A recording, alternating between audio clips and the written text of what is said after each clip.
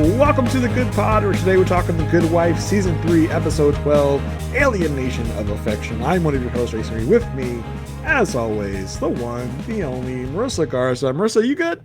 I'm good, Jason. You good? Yeah, I'm good, Marissa. There's just some stuff we have to take care of. I should have done this pre-episode, but I forgot. I sent you. Did you get you got the things I sent you, right? You got the papers? Oh, for my trust? Yeah, you got the stuff I sent you. Just Yeah. sign them. Yeah, Don't okay. look at them. Just go ahead and just sign what you need to sign. You don't need I to trust you implicitly. Why would you ever do me wrong? Yeah, you don't need to worry about what it says. You need to worry about if you see anything that says transfers sole ownership of the Good Pod to Jason Reed. It's just legalese. You don't need to worry about it. Just go ahead and sign it. Don't worry about it. Hmm. Yeah, I'll keep that in mind. I'll keep an eye out. I love that a lawyer did not look at what she was signing before she signed it. Like, wow, okay. Yeah. And to have any amount of trust in David Lee is a mistake, as we see here in this episode. So just blindly sign so David Lee puts in front of you, not a great idea, Alicia. One of your not finer moments. Yeah. I mean, she's not batting 1,000 in these last two. No, sure. not at all. So, Marissa, here we are, episode 12. We're more than halfway done with this season of The Good Wife. Things are happening. Things are ramping up. So excited to talk to you about this episode. Before we dive deep into the episode, I want to remind our listeners of some free and easy ways you can help this podcast. You can do that by reviewing, rating, and subscribing wherever it is you can do any of those things. You can also just talk to us about how you feel about our show, how you feel about The Good Wife in general. You can just hit us up at thegoodpodfeedback@gmail.com to correspond with us. We love to hear from our listeners, whether that be a Spotify comment, whether that be an email, whether that be a review. We love it all. Thank you so much for reviewing, rating, and subscribing wherever you're doing those things. We also have a new way for you to support us if you so choose. We now have a page over at buymeacoffee.com. If you go to buymeacoffee.com/goodpod, you'll find our page where you can contribute whatever it is you feel like you want to contribute to us in the form of some cash dollars. So we would really appreciate if you went on over there and gave us what you could just to show appreciation for this great podcast. I mean, we do bring this to you ad-free, so that's maybe some compensation. Maybe you just throw us a couple dollars If it ever crosses your mind, but there's a place. Yeah. Like, there's a place for that. Yes. Now. We didn't have one before, and we do now. Yeah, for sure. So we would really, really, really, really love it if you did that. You would be a top tier listener to this podcast if you did that. But now this housekeeping is out of the way, Marissa, let's dive into the episode. Let's do it. I found this was a fun episode. There was a lot going on, and there was a lot of humor in it. So it really felt like a proto good fight. That was the vibe I was getting off this episode. Yes, for sure. So at the beginning, our main characters are going to get served with a subpoena, and they're all in different places. And Diane's at a museum, and there's a gentleman there, and he's like really interested. And I just got to say, I remember this episode because this is like my dream. Like, this is like, if I was in a museum and had this conversation with the gentleman, I would be like, oh my gosh, like, this is sweep me off my feet territory. Like, this is the way to get to me. So I was like, oh my God, it's happening to Diane. I was like, oh my God. And then I was like, but no, don't make it happen because I love Kurt. Like, this can't happen. Yeah.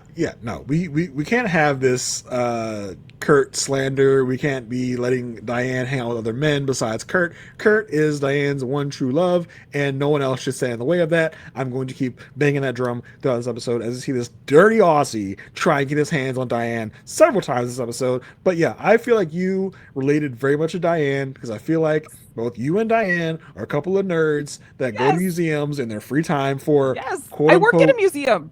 Oh my God, for quote unquote fun. You guys go to museums in your time off. Yes. Yeah, we don't see much. We never really seen much of Diane in her free time, what she does outside of work. And I was like, okay, we get it, Diane. You're cultured. You go to museums for fun. Museums are fun, Jason. If you say so, Marissa. If you say I so. do say so. I do say Okay. so. Okay. Yeah. So she's there looking at art. There's different museums. Okay. Mm-hmm. This happens to be an art museum. She's there and she's admiring the art, and the guy is like getting close to her. It's like, oh, do you want the spot so you can see the signature? Because it's like inside the thigh of this person on the thing. It was very suggestive. And then she moves on to the next painting, and he's like, I just wanted to hear your voice again. So she's like they're having a conversation, all this stuff, and he's like, I hate to do this to you, but you've been served. I mean, the vibes were definitely vibing. They were getting to know each other a little bit. They were definitely flirting, 100%. He Yeah. was flirting Yeah. hardcore. It's Yeah. like they're having a conversation of like, oh, it's like, yeah, you don't want to know what I do. Like, I don't want to. I want to get to know you before I tell you what I do because you're not gonna like it.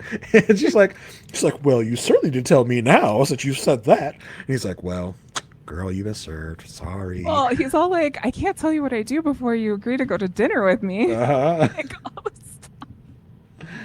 Diane's like, Yeah. that's uncouth. I would not agree to that, sir. He's like, fine, you've been served. Yeah. So then he's off to the private school where the kids apparently are fine. They're fine. They're Yeah, they're happy as a clam to be there, I guess.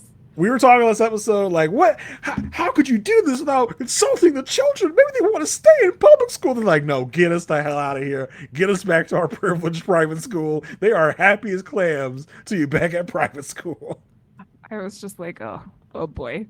And they're like, hey, this dude looks like he knows you, mom, I guess. So go talk to him. And he's like, you've been served. Then we see Will at a wedding dancing with the bride. And of course, we get the usual, like, Will, are you seeing anyone? He's like, off and on. You are the definition of off and on, Will. Oh my gosh. It feels like he was dancing with the bride and He was. like low-key flirting with the bride. He was. It's like, Yes. okay. Yeah. I I will. mean, she was low-key flirting with him more than he was. They were with her. switching. They were giving it back and forth. It was a weird scene. Yeah. Yeah. So then someone wants to cut in. You've been served. So that's how we get to this place where there is a call with Diane and Will on the speakerphone in the office. And Will says, Diane, I think we got to get ready for this grand jury. And Diane's like, you are on speakerphone, Will. You are on speakerphone. Just FYI, Alicia can hear everything you're saying about this grand jury situation. Yeah, because I mean, in case you're not keeping track, Will has not told Alicia an Anything. iota about this whole Peter's coming after me thing, which really made me think like, oh, I can't wait till she finds out because like that would be really interesting and really like a fun scene for Will, like for Alicia, like go off on Peter. But yeah, like Alicia's like grand jury, it's Wendy Scott Carr. What are you talking about? Yeah, she's very confused. The subpoena is actually because the firm is being sued because of the Huntley divorce, which I checked with Jason before this. I was like, was I supposed to know what this is? And we did not see this case before, but it was a divorce case with David Lee. And during that whole thing, they were able to get the wife basically portions of his business, the house in Highland Park, and things like this. So they're like, we served her well. Like, I don't know what this could be on. And apparently the charge is alienation of affection. So a little bit of law definition stuff. What that actually means is before no-fault divorces were made legal in the state of Illinois, which happened in 2016. I'll just say that again. 2016, less than 10 years ago. Basically, no one will get punished if there's a divorce or anything like that. But before that, someone could sue another person for intentionally interfering with the love and affection between a married couple. The goal was to seek compensation for emotional distress and damages caused by the interference. So basically, like the wife could argue, I'm going to sue the mistress because the mistress came in between me and my husband from showing love and affection to each other. And if you want more on divorce and all of that, go to the Gilded Pod and listen to what's going on over on the Gilded Age. But basically, like this, women were kind of trapped here with this thing. Even Will is like, what is this, the 1930s? Like, what are we doing? This is not how we should be operating. Yeah, I mean, important to note that at the time of this episode airing, it was still in practice and it got abolished 4 years later in 2016. So it's no longer a law on the books. Yeah. So the lawyer's coming in and needs to talk. So we've got in the office, we've got Diane, we've got Alicia. Will's on his way. He was walking on the sidewalk before with this phone call, and then who enters? But David Lee. And I gotta tell you, I love when The Good Wife does some stuff like this. Like, this is my favorite because David Lee is like, it's the weekend. He's doing David Lee stuff. And apparently what David Lee does on the weekend is Gilbert and Sullivan. And so he's dressed up like basically like a Revolutionary War captain. And everyone's just like taken aback by his entrance. It was very fun. Yeah, he's dressed as like a old-timey soldier or whatever. Like, I don't know what I was expecting David Lee to do on his time off. Like, from who we know David Lee is, I thought maybe he's like, is he torturing pets and small children? Is he like, ripping people's fingernails off or something? Because David Lee is evil incarnate. But no, he's doing like what, Civil War reenactments or something. Musicals. He's doing musicals, theater. Yes, musicals.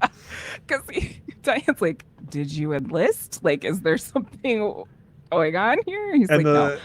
And the faces that everyone makes when he comes in is just sells this so much more beautifully because like Diane and Alicia are trying not to bust out laughing. They're just like, oh my, like, really, you come here with this? Like, look at this. And then it multiplies because Will walks in and Alicia's like, well, what are you okay? Like with the what he's got car thing or whatever. He's like, yeah, don't worry about it. Don't worry. He like rushes in the room and then he like takes a step back and he's like, what the hell? What? And I think like he was trying really not to laugh. Like Will was really trying not to laugh. He was just like looking away from him and saying like, yeah. So basically what David comes in to say when he comes in is like, he was cheating on her. So, we got this in the bag. Like there's nothing that we did wrong. And Alicia's like, are you sure? Is there something we need to know? And who walks in but Burl Preston, who we do know. We did meet before on a separate case that I forgot.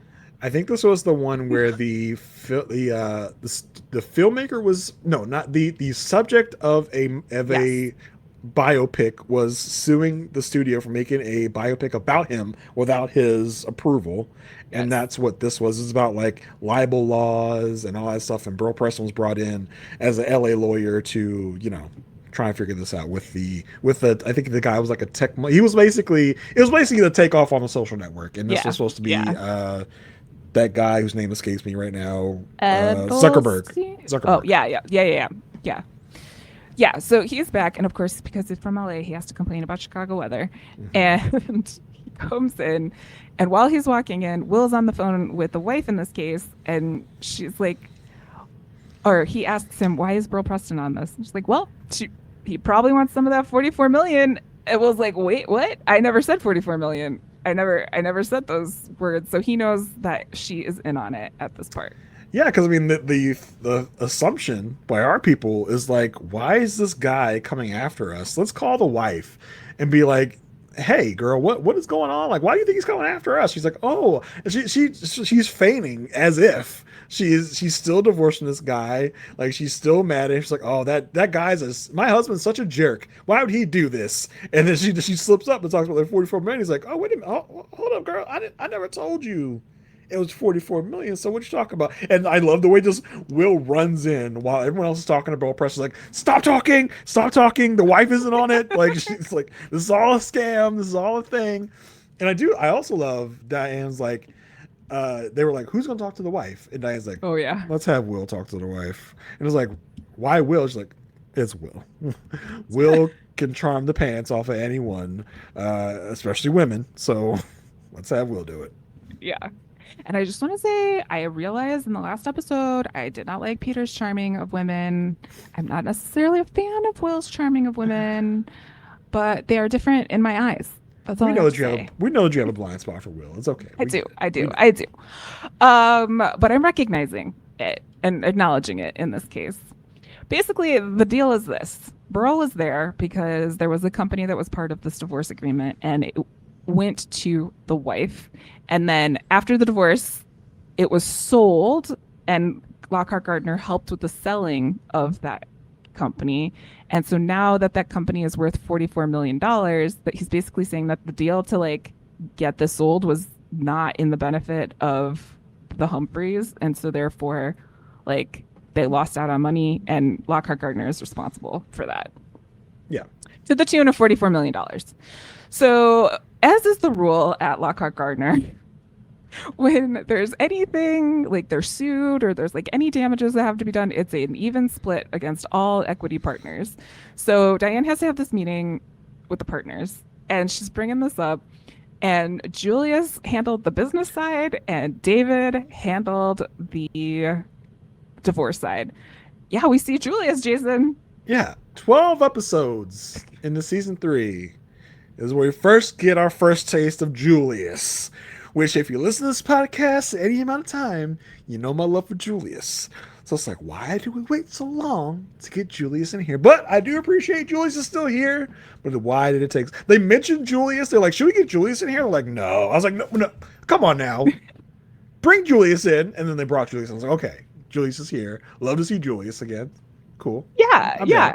Yeah, and he's basically like, why do I need to, like, I did my job. Why do I need to pay for David's mistake? And David does not like this at all. He's like, I don't need to take that from him.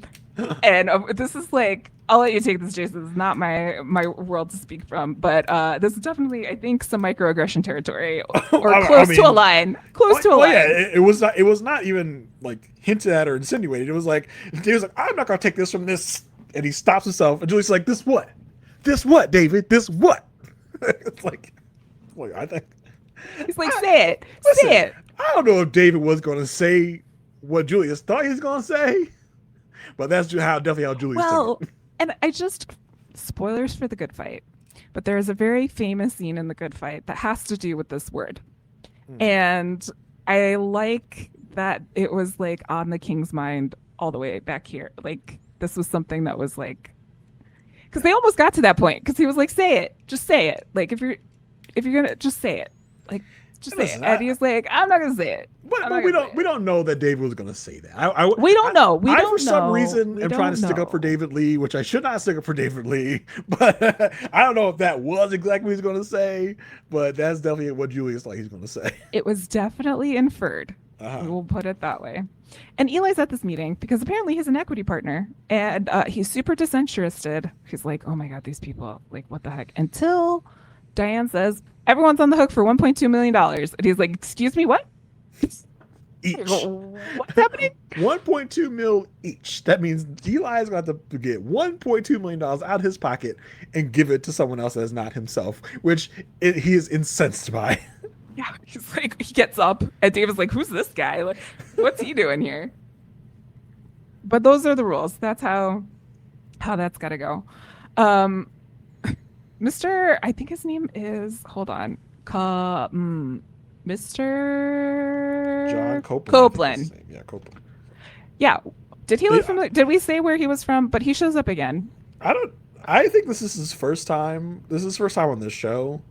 Yes. This guy though, his name is Brian Brown. I've seen him in like, he's from something. Every sitcom. Yeah. I looked up his IMDb, and like his big claim to fame is Cocktail.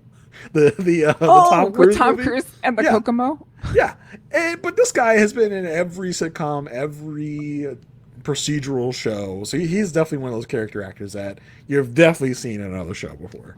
Yeah, he's around. He shows up back at the office for a personal matter for Diane. He's got like this tube that has something in it, and Alicia is like, no, bro, like, you're not gonna do this here. If you have something to leave Alicia, you could leave it with the receptionist. Like, get out of here, security, like, take this man out.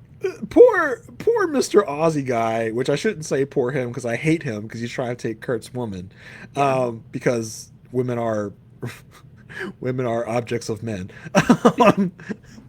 But good observation, good awareness. I realized after I said it, I was like, oh, maybe I shouldn't say it like that. But you know, Alicia's like, first of all, you came to my children's school, so Alicia's already got a bug up her butt about this guy because he dared do his job at her children's school. So she's like, you can take whatever it is you have and leave it here. He tries to hand it to Alicia. Alicia's like, I'm not going to take that. Oh, what do I look like to help? You give it to the secretary. Like, Alicia, girl.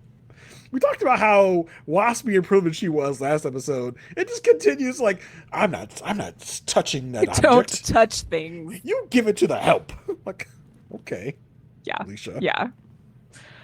At this point, Kalinda comes in the same room again with Alicia and recaps the case as we know it. So basically, the husband was caught with the stripper, and Diane's like he did that all by himself, right? Like that's the thing that he did on his own. And Kalinda's like, what? So he wasn't necessarily supposed to like sleep with the stripper or anything, but like David Lee did ask me to set up a DUI trap and like get him real drunk, and then I just called a cop and I pulled him over and it worked, and that's really like what helped us with this case. And so everyone's like, okay, did she know? Like, did the wife know? And like, no, this was just David Lee going the extra mile. And was like, great. Yeah, this is fantastic. I love the justification. Like, I mean, he wasn't supposed to sleep with her, but then he did it anyway, so it just gave us more ammo. Like, we're just trying to get him into, like, as if setting someone up for a DUI is just like, that's nothing, right? It's like we're just trying to get the man arrested for a DUI. We didn't want him to cheat on his wife, but he did it himself. We like all we were like, as if it was just some small thing. All we were trying to do is set the man up to get arrested for a DUI. It's like saying in World War II, like, we were just trying to kill the Archduke. We didn't mean to start a world war. Yeah, like it wasn't like a thing that we wanted to do. It was just like the one little thing we were trying to do. Just small unintended consequences, and it's an interesting look into Kalinda, right? Because I don't think we've never really seen Kalinda do something that underhanded. Like, that's real underhanded to like try and set someone up for DUI. But yeah, she doubled down too. She was like, I didn't like. But he did that all on his own. Like he took those steps. Like the environment might have been right, but like he chose to do that with that environment. So like it's on him. Like, did I hire a stripper to seduce this man into drinking way too much? Yes, but I did not. I was not trying to prostitute this stripper. She did that herself. Okay, he did that, not me. She did that. I was not trying to do that, but I did try something for DUI. It's like shows us the underbelly of what Kalinda does when she works for David Lee. Like David Lee has to do this stuff, and Kalinda's probably like, sure, fine, whatever. Yeah. Like we know Kalinda. She's not the most virtuous person we've ever come across, but we don't really see that side of her until we're talking about this type of stuff. Yeah. At this point, Will tells Diane, okay, like I'm gonna have to get a lawyer. Like this is cooking up. Like it's time. And Diane's like, I know some people. He's like, no, I'm gonna like ask people on my own. But if this ever gets to a point where it impacts the firm, and Diane's like, no, we're in this together. I was like, all right, mom and dad are happy. Yeah, I'll take it. Mom and dad aren't fighting right now. Yeah.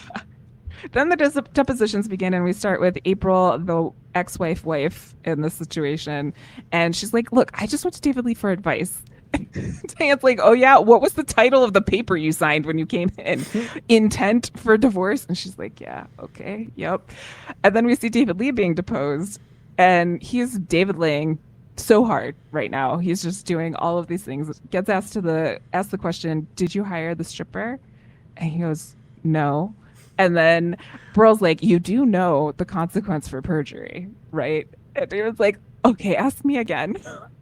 Well, like the first time they ask him, he's like, did I hire the stripper? How dare you suggest that I hired a stripper? They're like, can you please answer the question, like, literally? Like, David's trying not to answer the question. He's trying to talk around it. He's like, how dare you suggest I would do that? And Burl's like, well, I have to actually hear you give a response to the question, yes or no. And then David literally's like, no, didn't do it. Burl's like, you sure? Because it's illegal for you to lie right now. David's like, oh, thank you so much for letting me know that. Yeah. Ask me again. Why don't you just ask me again? And so he does. And when David Lee gets up, walks right next to the stenographer and says, no, but I did lose my virginity when I was 14 and I never cried at the Challenger and I did all this. And Diane's like, oh my God. Like, I had a crush on Jackie Onassis when I was a child. David Lee is David Leeing all over the place. Like I love when David Lee's on the scene because you know it's going to be outrageous and Yes. fantastic all at the same time. He's such a good actor to really punch these scenes the way he does. So good. Yeah. After this, Diane pulls David aside and is like, did you just like perjure yourself? He's like, I didn't hire the stripper. I didn't do it. And Diane reminds him, like, Alicia was on this case. Like, you might want to make sure that her facts are straight here. So he goes off to do that. And Uh, I think in David's mind, he did not. He's of course he, justifying it to yeah, himself. In David's mind, he did not perjure himself because he technically did not hire he the didn't pick stripper. up the call. He didn't pick Right, up the right. call. He didn't make. Kalinda Yes, hired the stripper. He yes. did he tell Kalinda to hire a stripper? That's a different See question. the Different question. problem is Burl's not asking the right questions. This is on Burl, not on David. You should ask David, did you have someone hire the stripper? Did you know about hiring the stripper? Were you aware the stripper was being hired? Not just did you hire the stripper? See, this is Exactly. on Burl. It's not on David. David's doing the right thing here. Yeah, I'm just trying to justify exactly. for David because I love David. Um, so I mean, technically, he's great. He's great. David did not perjure himself. And Diane's like, so did Kalinda hire? And David's like, Diane, like, don't ask me questions you don't want to Like, know the I answer to. just saved you $44 million right there. Like, listen. Yeah, like, don't get into the nitty gritty because you're gonna find some stuff you don't want to know. So just like let me be me and you be you, and don't step over into my world. Okay, let me handle it. Let me handle it because I'm handling it. Okay. Yeah, but then she's like, yeah, but you like thought about Alicia in this. And he's He's like, like, hmm, yeah. Let me good go check. thought. Let me go Good check in. thought. Let me go check in real quick. Thought. Meanwhile, Will is trying to find a lawyer, as we mentioned. So we get an interview with Jake, Jason. who Jason. Oh, I Jason. mean, listen. Oh, hey, Jason. That's the second Jason. They really do Again, know you. the king's thinking about me per Yeah, usual, they do. retroactively. Yeah. I'm sorry for what I'm about to say, and it does not mean you, but Jason is the worst. He is just like, yeah, bro, like we'll fight them together, right? Like this is just the state's attorney, like just making himself known, and like grand juries, we don't have to worry about that. I was like, this is pretty serious. Like I Grand don't, jury schmanschmery, right? Big deal. Nothing. It's yeah. like, so with the game Will plays with the lawyers here is like Goldilocks and the three lawyers, right? One is not taking it seriously enough. The other one's going to take it way too seriously, and he's got to find the middle ground, which we'll talk about. But yeah, Yeah. Next, who comes in? I just put him in my notes as Grandpa Gilmore. yeah. I knew you would. I knew you would find this real interesting. You're a Gilmore girly. Yeah. I am not. I did recognize him as on Gilmore Girls because the few things I know about Gilmore Girls are I've seen those people in a Gilmore Girls scene while like walking past the TV. He's That's the also been on guy. the show before. Like he was like an opposing lawyer at some point because I was like, oh my Oh, gosh, it's Grandpa Gilmore. But oh it's yeah. his name is Ed something. Ed Herman No, his name is Lionel. Lionel Edward Herman is his is real name. the yes. Edward Herman is That his real yes. name. Lionel is his character name. Yes. And he's like, hey Will, basically your best move here is to trade evidence, like give something on there for a lighter sentence, and you're basically never going to be able to practice law again. And Will's like, I'm sorry, what? It looked like somebody That killed his is puppy. Like where he's like, yeah. "You're not gonna be." He's like, "What do you mean I'm not gonna be able to practice law again?" Well, Like that's because like, something that he can't fathom. He can't live yeah, like that. because Grapey Gilmore is like, hey, all you got to do is flip state's evidence. And was like, I don't actually have evidence to flip. He's like, well, you'll find it, you'll figure it out, and then all you got to do is serve 2 years, minimum security Security. prisons. Yeah. So you'll be okay. You're not gonna get shanked, and you just won't be able to practice law anymore. And was like, oh, is that all? Is that it? That's just 2 years of prison. I can't be a lawyer anymore. Great, fantastic. Yeah. So he's like, okay, Jason didn't work out. Lionel didn't work out. Then, okay, there are a couple of things production wise that I need to point out in this episode. One of them is the fact that it seems like, I'm sure this wasn't the, but it just seems like Will is standing outside the door of Alicia's office, like staring into the office before she opens the door. Like there was Well, no knock, there was like no nothing. Like she comes up to, like, it's a see-through office. You know what I and mean? Like it's it so was just funny. very weird. It's so funny too because Will's gonna talk to Alicia for it in a second, and then right as Will leaves, David walks. He's like, all right, next scene is David walking into it he waited off stage for Will to get out of the office. He's like, all right, Yeah. my turn, go ahead. Yes, yes. It was just very weird. But he basically says, "Hey, Alicia, remember when you were having that issue with like the Treasury investigator? Did you have a lawyer?" And I was like, "Oh my God. Oh my God. Here she comes. Here she comes." Here she comes, red hair and totes. Her name is Elsbeth. Elsbeth. Yes. Yeah. And so basically like, and of course Alicia's like, "What's up, Will?" And he's like, I don't want to confuse any of this. I don't want this to be like," she's like, "Okay, you don't have to tell me.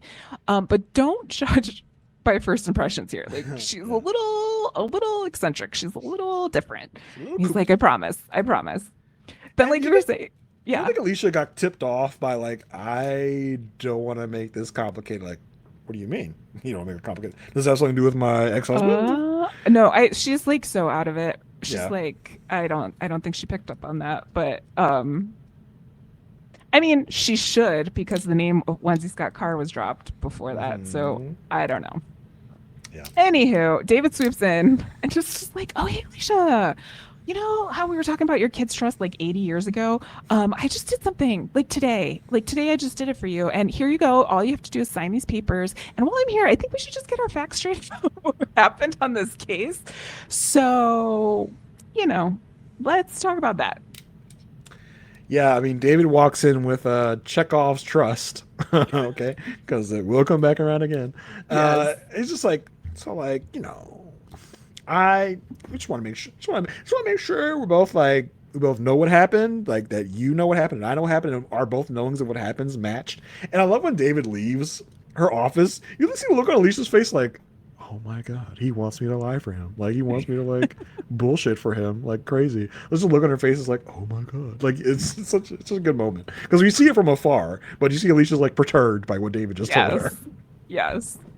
Also perturbed is the fact that Eli's money is in the hands of someone else, because he has this conversation with Kalinda of basically like, "Does anyone ever go after David? Like he is a liability to this. He's costing me money. I need him out of here." And Kalinda's like, "If you're gonna fight with David, just be prepared. Just be ready. Like you don't know what Yeah. you're in for." And this is like fuel for Eli, right? He's like, "Ooh, a challenge. I'm up for it."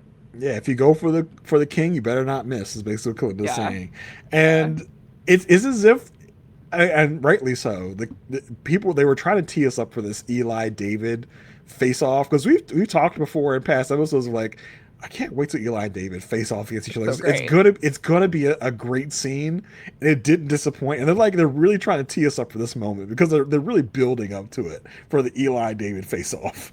Yes, it's amazing. It's now time for Alicia to be deposed. So of course, Burl is going to ask everyone, like, "Do you know what the penalty for perjury is?" And she's like, "Yeah, my role in the case was about paperwork." And he's like, "Yeah, but also like, didn't you function as like a handholder to April during this case? Like, you're like the client whisperer in the situation. You shared how much freedom came from like breaking up with your husband, basically. And so like, didn't you kind of influence this woman to divorce her husband?" And she's like, "I shared my story with a person, basically." And again, like similar to how we didn't see Kalinda hire a stripper, but apparently it happened. We've never really seen Alicia relate like they're saying she did in this moment. Like they're saying that she told April, like, "Oh my God, it's such a relief on that first night that you're not with him, that you're alone with a glass of wine." We never really saw Alicia do that out loud it to us in our eyes in any scene we've seen. But to know that she's actually done that was super interesting because I didn't take Alicia to be doing that. Yeah. I thought she would always think it was beneath her to use her situation to glad hand clients. Yeah. Apparently it Agreed. wasn't. Agreed. She gets asked, like, to your knowledge, did David Lee hire a stripper? And it's like, not to my knowledge. Again, to your point, not the right question, because it was asked about David Lee, not about Kalinda. And so then he brings out this contract, basically. It's like, can you read this? And it is the contract that sold Bubble Elastics, the company that was involved in this divorce settlement. And it was sold for like a 5% profit that went to the firm. And it was a loss for Mrs. Huntley. So basically he's like saying, I brought you all here thinking this was like some sort of something, but now it's on fraud because you actually got more money than your client, and that's not cool. That's not how this works. And so basically Burl is saying you bamboozled April to sell her company away so that you could profit from selling the company. It's like, oh, interesting little wrinkle to this. Yeah. So we're back at the equity partners table. Julius and David going after it again. I put in my notes, David tries not to be racist again because he walks up to that line again in the situation with Julius. So he's holding himself back. Eli's still majorly annoyed. And Will's just like, okay, like, did she sign the conflict of interest waiver? They're like, oh, yeah, conflict of interest waiver. Because, yeah, she did. She had to, this, like, common practice, let's go with that. Eli, in this meeting, has basically told Diane, like, your right hand does not know what the left hand is doing. Like, this is ridiculous. I can't believe I'm here. This is beneath me. So he pulls Diane into her, like, has a conversation with Diane after this. And it's like, clause 63. She's like, oh, crap and a half. Like, this is not what's going to happen. What is that order in Star, like order 66 or whatever it was? Exactly. That's what it felt like. Like, kill all the interlopers. Yeah. Clause 63 is in the bylaws basically saying, even though we agree as equity partners to share the damages that might come to us as a firm, if there's enough votes, we can turn that all onto one person. And Eli's like, that one person is David Lee. And Diane's like, listen, he brings in 30% of our business this year. Like, this is not something you want to really dabble in. Yeah, and Eli points out, clause 63 was proposed by David. David came up with this. So, like, let's turn it around on his ass and throw him under the bus, basically, and let him be liable for this whole $44 million and get my ass out of it, okay?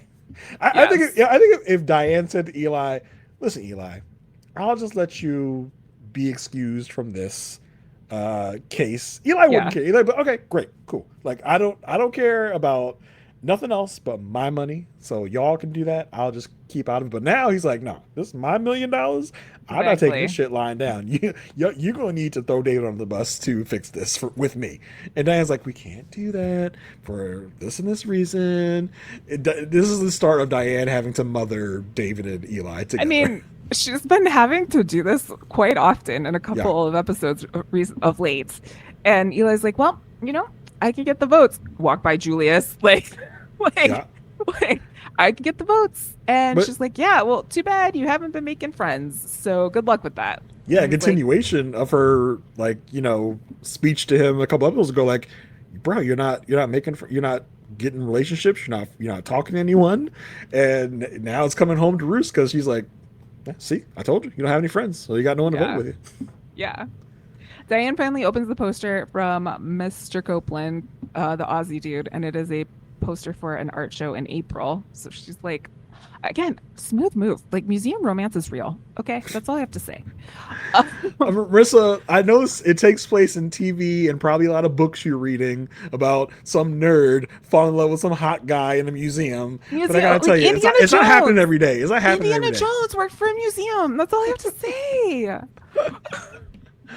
Oh, man. Stick to your nerd romance novels, Marissa. A girl can dream, Jason. A girl can dream. Will goes to meet with Elsbeth. Okay, last time we saw Elsbeth, she was like still getting set up in her office, and I got to tell you, not much has changed No. since the last time. Had furniture last time we saw her. Now she has no furniture. Like, Something tells me that knowing Elsbeth, she just kept change. She just keeps changing and changing and changing because nothing's good yeah, enough. She because her mind is so like scrambled all over the place. She's like, actually, you know what? Let's take all this stuff out and replace it with like, everything blue or something like that. Like I now want everything polka dots. Like that's probably what her whole thing is. yeah.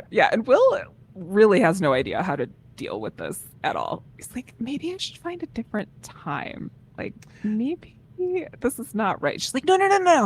Tell me who the three most honest judges are. And he's like, he names them. It's like, okay. Well, what we need to do here is we need to put the pressure back on Wendy Scott Carr. And I was like, how should I do that? He's like, no. Or she's like, no. Classic Elsbeth, not you. I'm going to do this. Yes. And he's like, how? And she's like, I have no clue. I have no idea.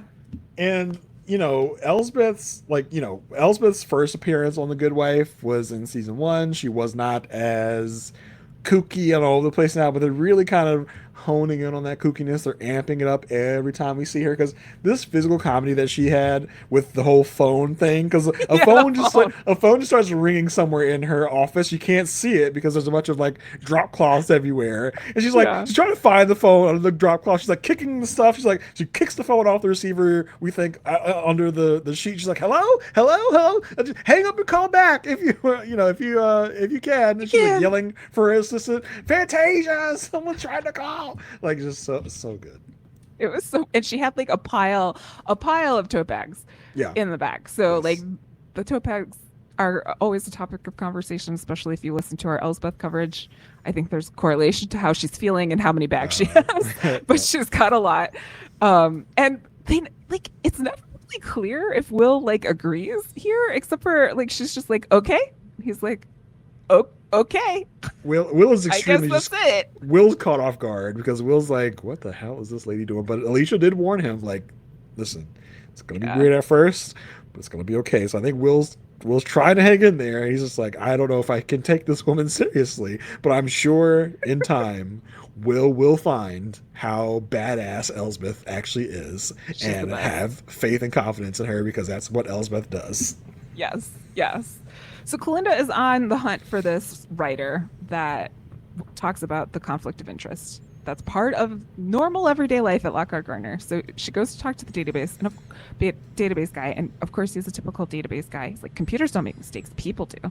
And so like, I think this is the same guy that was annoyed at Alicia in her office a few episodes ago. Then he has every right to be upset because like, what are you not asking Zach? Like, listen, this is what happens when little boys come in here and play with the computer system. Things get lost. Like, it goes that tangent. It goes in a rant.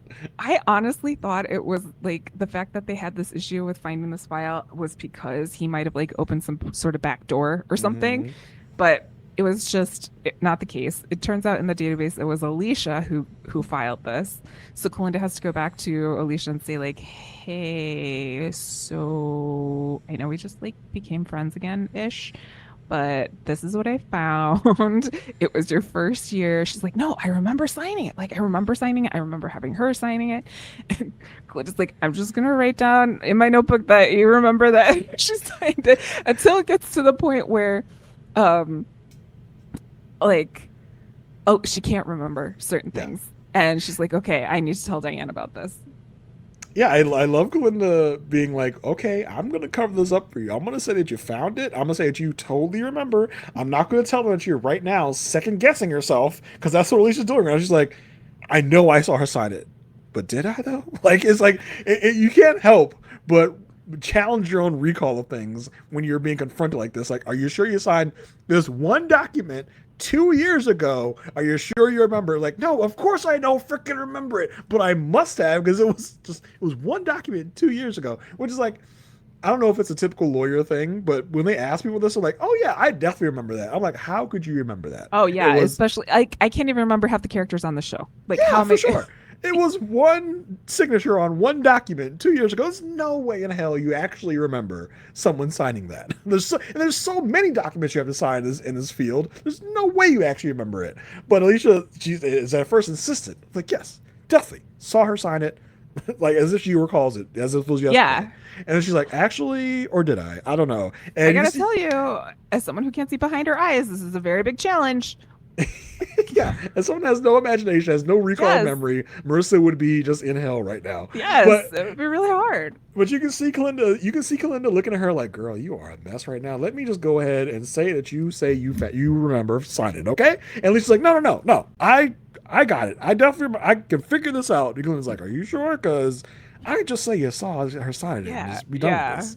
Yeah. It's more of like the thong of like Kalinda, like, girl, I got you. I can make like, this all remember, disappear. this is like how we work. Like this is what we do. I cover you, you cover me. Yeah. So Alicia's on the phone with Diane right away. Diane's like, I'm in the lobby. I'll be right up. And she sees that Mr. Copeland, the process server man, the Aussie, is in the lobby. She's like, oh, are you here for me? And he's like, no, I did request this job to like be in the area, but I'm not here for you. Like, Diane, it ain't always about you, okay? It's not always about Diane. All right, I got a job, Diane. I'm not just sitting at home wondering what you're doing. I got stuff to do myself. All right, it's not all about Diane. He even says like, this is a big office. Like, I got so many other things to do here. It's not about you, okay? Diane's like, oh, my bad. I was getting a little high on myself there. I thought maybe you were stalking me. Maybe you was like that into me and you were stalking me. He's like, no, girl, I got a job. Okay, I got a job. Oh, and he's like, hold on, let me do that job right now.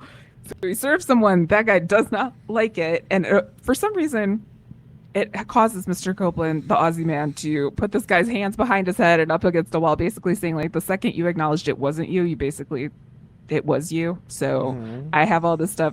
And Diana's like, oh my. Listen, things are happening with Diane. She's getting the vapors. She's having feelings in her loins. It's just like, oh my God. Like, we know one thing we know about Diane is Diane may seem all, liberal and all this stuff, but she likes seeing a man be rough. She like a cowboy. She like guns. Yes. She like people beating up other people. That's what gets her hot and bothered. She's like, oh, and then I'm like, you should call Kurt. Is that what you're thinking? Like, call Kurt. That Diane. reminds call me Kurt. of Kurt, right? Yeah. Like, that's what's happening. Forget the Aussie. Like, Kurt is your guy, okay? Stay focused. Kurt is your man. Like, very nice to see you again. Very nice to see you again, too. And I'm like, no, call Kurt. So back upstairs, they talk about the fact that they can't find this writer, and Will's like, this is an IT problem. And Diane's like, no, not really. Like, this is an everybody problem, so we got to figure this out. In my notes, I was like, Alicia, call Zach. I'm sure he could find it for you. I almost was like, please don't tell me that they're gonna solve this by calling Zach. Zach, mommy needs help. Come and find this writer for me. He comes in and always like, oh, see, here's the problem. Found it, Mom. Here you go. Thanks, sweetheart. Let's run this non-existent query to find some sort of thing. I'm glad they didn't go that route, but I was almost expecting it because they've really set this whole Zach is a computer genius storyline up so much. Yes. David walks in to confront Eli about Clause 63. And he's like, you don't Clause 63 me, I Clause 63 you. And Eli's like, okay, buddy, you screwed up. I have the power here. And he's like, no, you're gone. Like, I could get rid of you. And Eli's like, well, I was going to leave. I had plans to leave, but this whole thing is making it worth my while to stay. So now we finally have this confrontation between the two of them. Yeah, David basically just comes like swaggering into Eli's office. He's like, so you're coming after me, huh? It's like he basically just confronts the man. He's like, how much are you even bringing in right now? Like you trying to get me Clause 63? How much are you even bringing in compared to me? He's like, I assure you, I don't know yet. I haven't been here long enough, but enough to get you dumped. And it's like, oh my God, like are we confronting each other, or is this a meet cute? It could go either way. It could go either way. I was always like, kiss. Yes.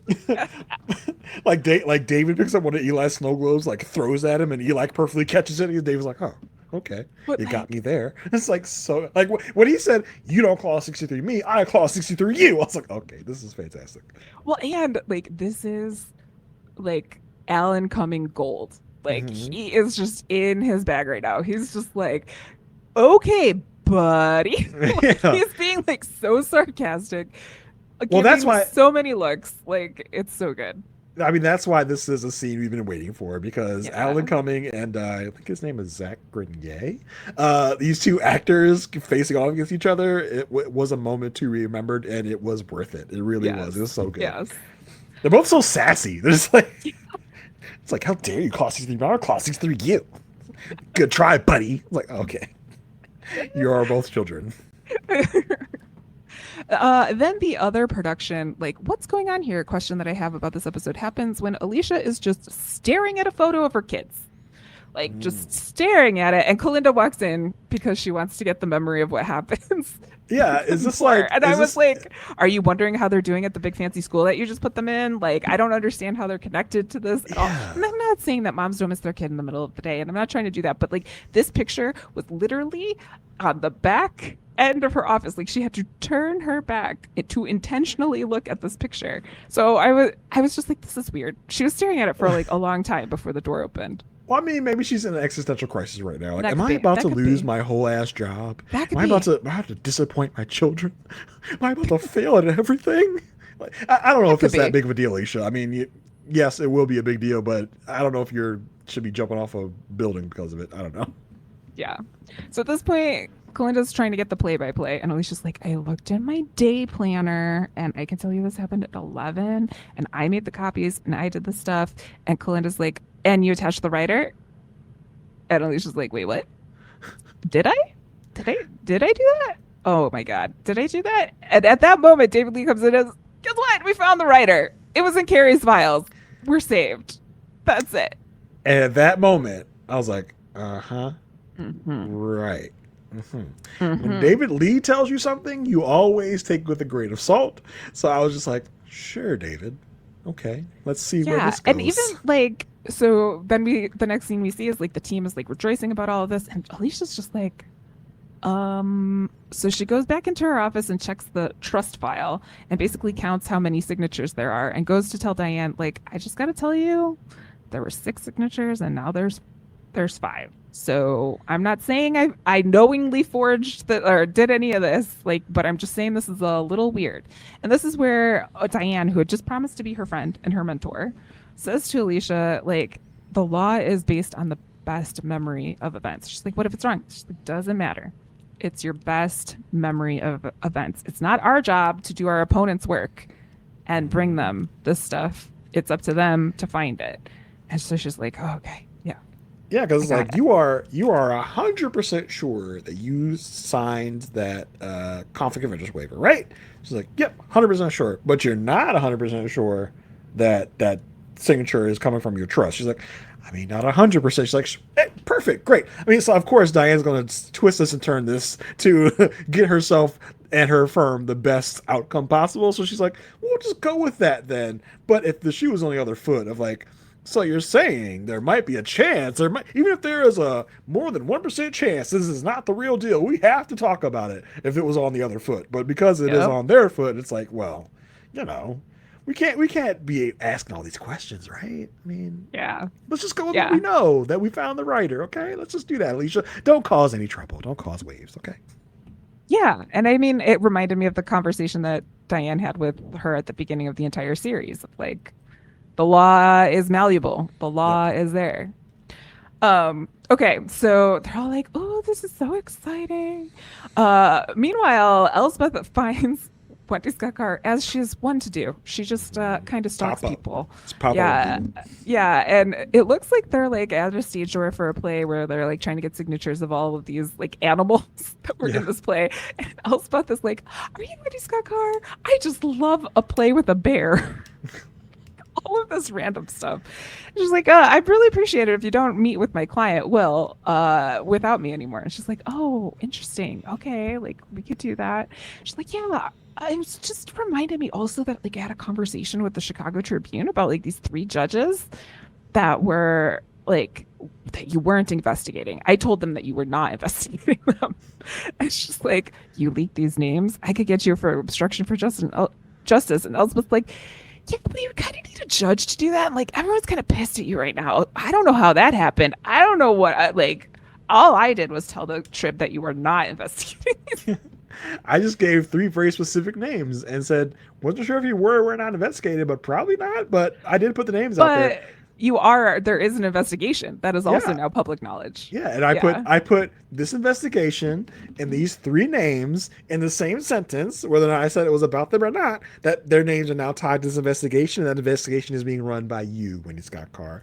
And listen, this is now, Wendy Scott Carr is in deep trouble with now 4 judges, because she pissed off a judge last episode. Yep. Now she's pissed off 3 other judges, pretty much done by Elsbeth. So Wendy Scott Carr is not very happy about this. The hill got a little bit higher for her to climb on this one. Back at the office, Burl is like, oh, it's so convenient that this document came up at the scene at the right time. Since you found this in Cary August's files, let's depose him. Let's get him deposed. You see everybody going, oh no. Like, uh-oh. What is Cary gonna do? What is he gonna say? Uh-oh. Yeah, Diane's like, tomorrow's a great day for that conversation. Like, let's not do it right now. So as she's leaving for the day, she sees that Mr. Copeland, the Aussie man, the process server, is waiting for her downstairs. He's like, no, I'm not here for you, but I am here to kind of tell you that when I served Mr. Hughes his summons, he was not at his wife's apartment and not with his wife. And I just thought maybe you should know that, because it might have to do with your case. I mean, he kind of accidentally became an investigator for Lockhart Gardner by doing this. Yes. So she's like, cool. Thanks, bro. Love it. Meanwhile, Cary gets deposed upstairs. I was a little scared. But this is what I mean. Like, Cary can be evil, but I can still cheer for him. Because he's basically asked, like, did you work on this? Yes. So you'd be in the perfect position to see this one single piece of paper. He's like, not really. Like, could be doing different things. Like, well, how did it get in your files? We shared an assistant. Like, by the way, where is Courtney? Where is Sonequa Martin Green? Yeah, where is she? Is she gone? Is she officially gone? I don't know. I would not be surprised if she randomly popped back up again in a couple episodes, because that's kind of what we do here. It's just like you're gone for half a season and then y'all pop back up. But I haven't seen Courtney in a while. It would be nice if they name checked her and Courtney was like getting questioned or something. I'd love to see Courtney again, by the way. Just saying. Yeah. And so Burl continues, like, you were fired, right? From here. So, like, you have motivation to kind of, like, screw this up for them. It's like, listen, I see what you're doing. I can just tell you that I know that David Lee and Alicia Florek to be competent and ethical attorneys. I don't think this has nothing to do with it. I never want to work here again. So this is nothing to do with me. I'm not going to give you anything. Thank you and good night. Yeah, I mean, Cary, they of course have to okie doke us. Like, Cary's like, I have never seen this document in my life. And Bro's like, see? And then Cary's like, not so fast, bro, not so fast. He's like, and Cary says what I said earlier, like, I don't remember any document I ever signed here, because why would I? That doesn't make any sense. I can't recognize any document I signed 2 years ago, because it was 2 years ago. And like you said, Bro's like, I mean, so are you trying to get rehired here? Is that why you're like sticking up for them? Cary's like, I don't work here now, and I don't intend to ever work here again. And like what you said before, Cary is probably the least evil person on this show. Like, more often than not, Cary is working for the side of good. Not to say he's always been on the side of good, but he is, like, pretty much more often than not being ethical when he's doing these things. The D&D player portion of our audience, which I'm assuming there are some, there are what you would call, he is chaotic good. Like, he will cause some chaos, but he's always got, like, good, because even he's not selling Alicia out on the Peter investigation. He's not, you know what I mean? Like, doing any of this stuff. So he's staying on his Peace Corps values of really standing up for justice. He did say David Lee was ethical, and that's probably perjury, because he knows that's a lie. Yeah. But then Alicia follows him out to the elevator, and she's like, thanks. Like, basically, like, you didn't have to do that. She's like, I don't get why you would do that. And Carrie's like, things change. I like working with your husband. Like, there was no win in this for me. Like in other Cary will fight when there is a win in it for him, but this didn't Hmm. do anything for him. Like, this wasn't going to benefit him in any way, so it didn't make sense for him to make her look bad in the situation. You know, day after Cary gets fired from Lockhart Gardner, if he has this opportunity, maybe he definitely screws Different over story. Alicia. Right. But now he's kind of moved on. He's in a good spot in the state's attorney's office. So he's kind of let the grudge go. And Yeah. again, Alicia's like, why did you do this? Like the second episode in a row, Alicia's like, why would you do this for me? He's like, cuz, bro, it's not all about you, Yeah, it's Alicia. like, cuz Alicia, this is called being a human. Like, Yeah. Like, girl, get a grip. Like, get your values back. What happened to you, Alicia? What happened to you? so after that, Carrie's deposition, Burl's like, well, we're gonna like date the ink to see if the ink is really like 2 years old. And David's like, that's gonna cost you $30,000. And Diane's like, and we'd be happy to pay for that as like some sort of concession for the situation, if that's what you want. And the husband and wife are there. They're like, no way. So they're like, well, this is our final offer. And it's the thickest like envelope that they could send across the table. And it's all photos of him and some other woman that is not his wife. And she's like, I can't believe you. I bought you that shirt last week. Cause he's all like, that was so long ago. That was what, like, it hasn't happened recently. She's like, oh, you mean like last week when I bought you that shirt? Oh, It was man. bad. It was such a slapsticky comedy way to end this case. So it's like, Yes. really? That's how you're gonna end it? Not some genius legal strategy, some genius legal move, but blackmail or there wasn't blackmail, but it was just like, hey, how about this? You cheat on you again. Like, She's like, oh, the way she huffed out of the office was so well, because she comedic. was gonna get together with him again. Like they were like gonna They were they back were together. reconciled. Yeah, they were Yeah, reconciled. It's just like, I can't believe you're still freaking doing this. yeah. It was just such a comedy way to end The the whole this episode. whole episode was comedic to me. I loved. Yeah. That's why I didn't like break it up, because I think that like the flow of this entire episode is just like very well done, and how things interact with different things. It's Hmm. much better than the last one for me, as I expressed my disdain on the last podcast. I also love that we get to see that Wendy Scott Carr has a bunch of these phone calls from judges basically saying like, yo, what are you doing? And she comes to the decision that she's gonna have to indict Will. Like, Elsbeth has kind of forced her hand in this, like, whether she has enough information or not, like, we got to do this. We can't waste any more time. Yep. Then we get the scene where Diane is being mom to David and Eli. It's like, basically like, listen, you're not leaving. Like, I know he's like, David Lee's like, well, if you want me to leave, Diane, like, I can just go. And she's like, no, because if you go somewhere, people won't leave you alone like we leave you alone. She's like, people leave me alone. She's like, not like we leave you alone, David Lee, like that. And so she's like, listen, we're not gonna leave. You're gonna stay here, Eli. This is just a temporary job, so you're gonna have to play and make nice. But they're both sitting on like opposite ends of this Yeah. couch. It was so funny. Like, if I had any aptitude for graphic design, I would put like I put Eli and David in like the timeout shirt. You know, when you discipline kids, like, I'm gonna put you in the timeout shirt. I'm gonna put you in the big shirt where you're going to be side by side together. If you don't cut it out, you get in the timeout shirt. So you have to stick together. It was so funny because there's just like these two kids, and Diane is like, "You're both gonna cut your shit. And you're gonna get along. And you're gonna be." Yeah. She also, you guys barely ever see each other, so it won't even be that You're big on of a opposite deal. sides of the building. Right. Like, So just relax. Like, get over it. Still be here. what this tells me, that there's gonna be something that makes them work together in the next couple episodes. It might even be the next couple episodes. It might be like a little like closer to the finale where they have to Yeah. like meet up again because they did so much to be like, you guys are at the separate ends of the office. But I assume there's gonna be something else that's gonna bring them about again. I don't know how long Eli is going to be in the Lockhart Gardner offices, so we have probably a limited amount of time to do this. But they have to get back together again. Well, we did hear before that ends. a couple episodes ago that David Lee is doing a congressperson's divorce. So Oh, if yeah. that like heats up or something, he might need to come to Eli and ask for help, and then Oh that yeah, would be like, oh, yeah, that'd be funny. I don't know. That would be funny. But they have to get back together again because this is Yeah, too funny. This is too good. yeah.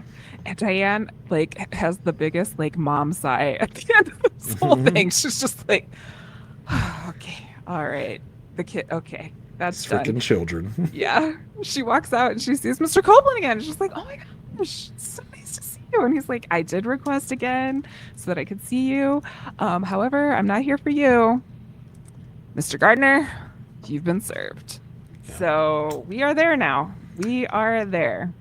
Yeah, it's going to be real interesting to see what comes of all this, because let's not forget there's no real evidence that Will's done anything. Correct. Like it's Correct. It's still very circumstantial. So I'll be very interested to see the journey this case takes. I mean, and how like sneaky both sides are willing to get about it, because we did see a lot of sneaky stuff from the prosecution, from the state's attorney's office in the last one, just to hold on to like a very tiny hair of hope in that case. And so, and also I hope we get to learn why Dana's all up about this, because we probably won't, but it would be nice. Yeah, I have a feeling they're never going to really explain that or make it a big deal. I am interested to see how Alicia reacts to finding out about Peter coming after Will, which is how all this started, and how she reacts to that. Yeah. Get mad at Peter. Anyway, that's the end of our episode. Yeah, Marissa, do you want to tell the good folks in Good Podland where they can find you on the Good Net? Sure. On the Good Net, you can find me always here with Jason talking about Good Wife and Elsbeth and Good Fight when we eventually get to it.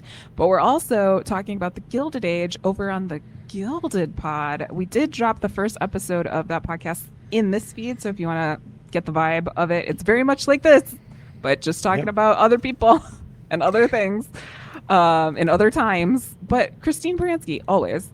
So you can find us over at the Gilded Pod feed for that one.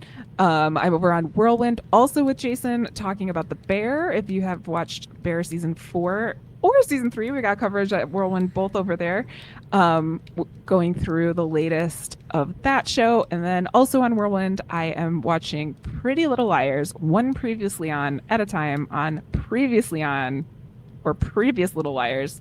We try really hard. This is just like, we try to be cute. But I have no idea what's going on in that show because I only watch previously on at a time. But if you have watched that show, I recommend that podcast for listening. Otherwise, you can find me at itsmemarissag.com, where you have links to all of my other places and things. Jason, what about you? What's going on? You can find ya boy over at A Perfect Match Podcast with me and Asia Welch. We talk about the show Married at First Sight.